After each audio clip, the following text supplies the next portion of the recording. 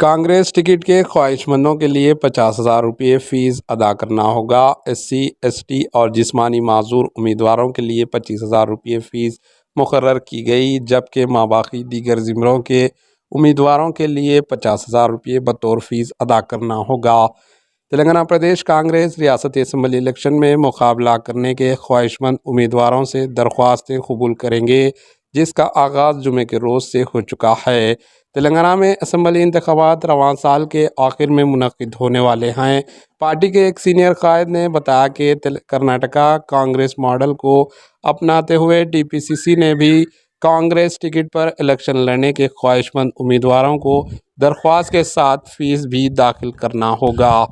SC, ST और जिस्मानी माजूर उम्मीदवारों के लिए 25,000 रुपये फ़ीस मुकर्रर की गई, जबकि माबाकी दीगर ज़िमरों के उम्मीदवारों के लिए 50,000 रुपये बतौर फ़ीस अदा करना होगा।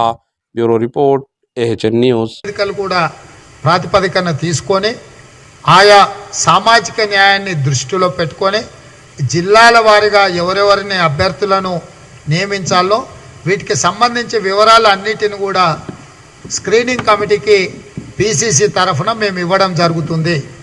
అందులో ఫిల్టర్ చేసి స్క్రీనింగ్ కమిటీలో అభ్యర్థుల యొక్క గుణగణాలను పరిగణలోకి తీసుకొని పార్టీకి వాళ్ళకున్న లాయల్టీని పరిగణలోకి తీసుకొని ప్రజలలో గెలుపు ప్రాతిపదికన ఉన్న రికమెండేషన్స్ దృష్టిలో పెట్టుకొని అభ్యర్థులను ఫైనల్ చేయడం జరుగుతుంది.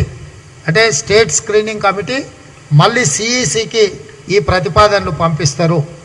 అక్కడ సెంట్రల్ ఎలక్షన్ కమిటీ అభ్యర్థుల ఎన్నిక ప్రక్రియను చేపట్టడం జరుగుతుంది.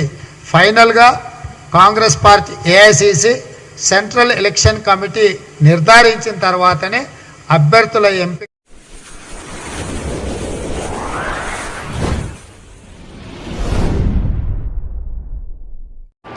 AHN न्यूज़ को लाइक करें, शेयर करें और सब्सक्राइब करना ना भूलें।